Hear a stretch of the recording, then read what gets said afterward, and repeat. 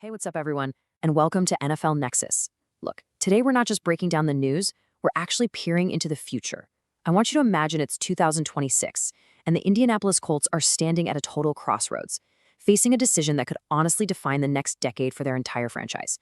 We're about to explore the kind of nightmare scenario that keeps every single NFL GM up at night. So this right here, this is the question that literally haunts every NFL front office. I mean, think about it. You stake your reputation, your job, the hopes of an entire city on one single player.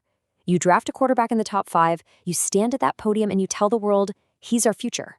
But what happens when that future just crumbles before it even gets off the ground? Well, today we're diving deep into that exact nightmare. Now, to really get into this hypothetical, we're pulling from two fantastic pieces of analysis.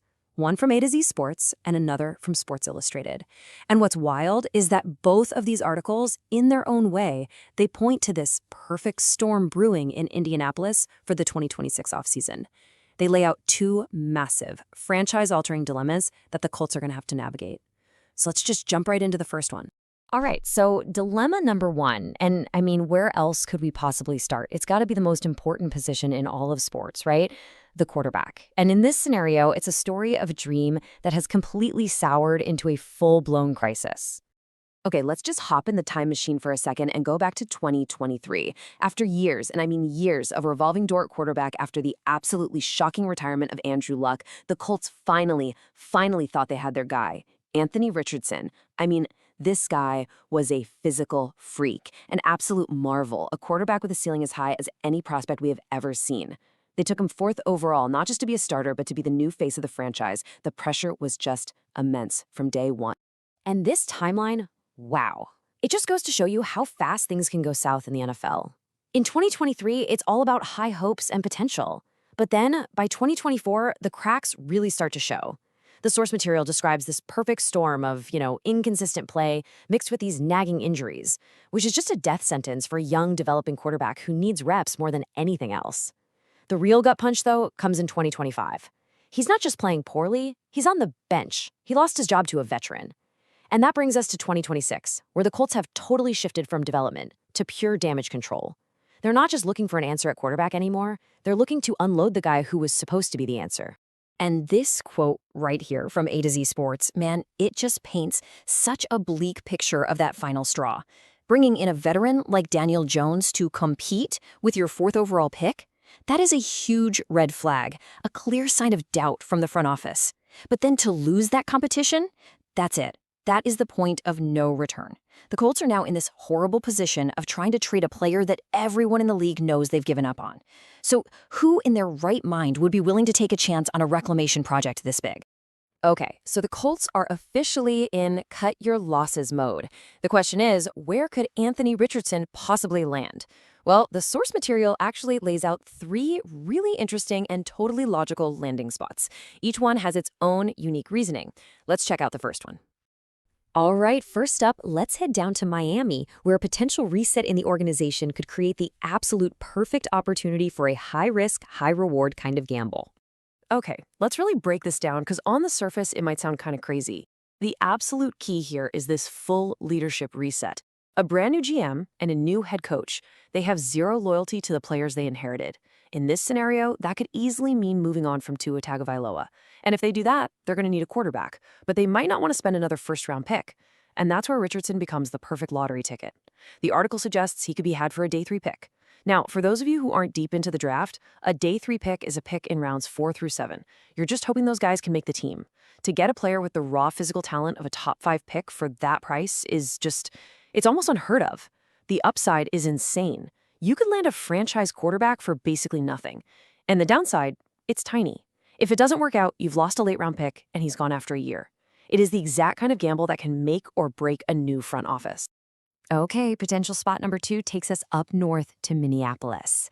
And there we find a team that might be staring at a very, very similar problem at quarterback. Now, the Vikings, this one is fascinating because they're basically staring at their own reflection in the mirror. In this hypothetical, their own first-round pick, J.J. McCarthy, is also struggling, so they need to light a fire under him, but they can't afford to go spend big money on a veteran. Well, hello, Anthony Richardson. He is the perfect solution, a cheap, high-upside competitor. But the real story here, the thing that makes this so compelling, is the human element. The article points out that the Vikings head coach Kevin O'Connell was a massive fan of Richardson coming out of college. And O'Connell is widely seen as one of the best QB coaches in the entire league, a true QB whisperer. The chance to get a player he wanted for a tiny fraction of the original price and mold him into the star he thinks he can be, that's a dream scenario for a coach like O'Connell. And this number right here, this is the magic number. This is what makes the whole thing possible. Because of the way rookie contracts are structured, if the Colts trade Richardson, they get stuck with a big chunk of his guaranteed money. That means his new team would only have to pay him less than $6 million for the 2026 season. Let me just say that again. A player with the physical gifts of a top 5 pick for less than what you'd pay a career backup. This is why teams would be lining up to make this trade. It is a massive upside gamble with almost zero financial risk. It's a no-brainer. And for our last potential trade partner, we're looking at a team with a totally different game plan. They're not looking for a starter right now. They're looking for an apprentice. So the Rams, they offer a path that's all about one thing: patience. It's a develop and succeed plan. In this scenario, Matthew Stafford is still slinging it, but he's 38, and the Rams have to start planning for life after him. The plan is so simple, but it's brilliant. Step 1, you get Richardson for a late-round pick. Step 2, you put him on the bench. No pressure, no expectations. He just gets to sit in the QB room with a future Hall of Famer in Stafford and learn from one of the greatest offensive minds in the game in Sean McVay. The article makes a great point that Richardson would still only be 23 years old at this point. This isn't just about saving his career, it's about rebuilding him from the ground up in the absolute perfect environment. So while the Colts are dealing with this 5-alarm fire at quarterback, on the other side of the ball, there's another crisis brewing. This one's more of a slow burn, but it's threatening the entire foundation of what has been a really solid defensive unit. And the piece from Sports Illustrated, they don't mince words. They say that while the QB thing is a dumpster fire, the single biggest, most urgent structural hole on this roster heading into 2026 is the defensive line. And it all boils down to this one number, 32.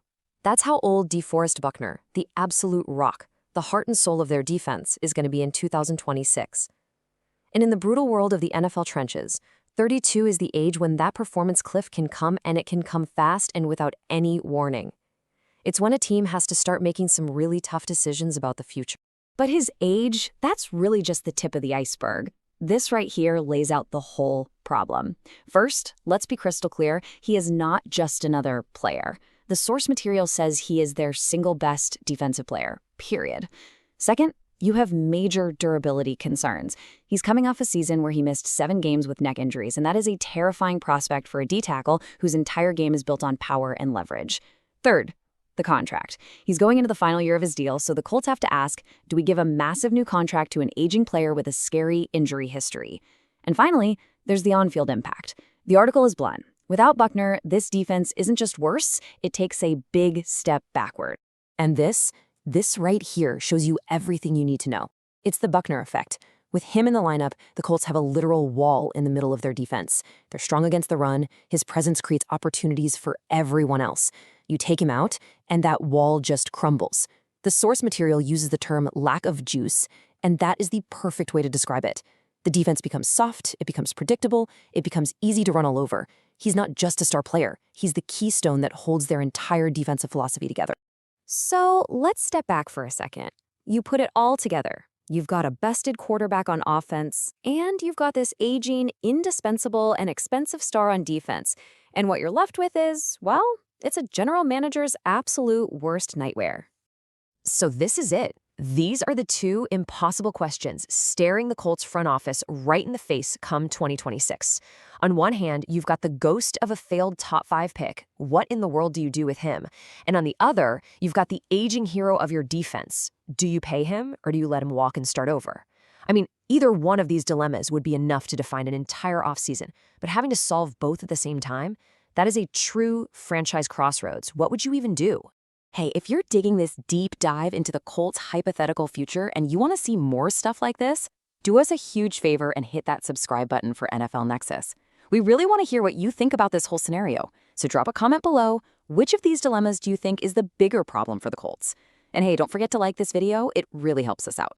And hey, one last thing before we go. If you want to help support what we do here at the channel, a really fun way to do that is to check out our NFL Nexus coloring books. Seriously, they're perfect for kids, grandkids, or even for you adults who are just young at heart. It's a fun way to share the love of the game. You can find them by clicking the link down in the description or by just scanning the QR code right here on your screen. We really, really appreciate all your support. All right, so we're going to leave you with this one last thought. I want you to put on the GM hat. You're sitting in the big chair, you have an embattled quarterback you have to trade, and you have a crumbling defensive foundation you've got to fix. You can't do everything at once. What's your first move? Where do you focus your energy and your resources first? Let us know down in the comments. Thanks for watching.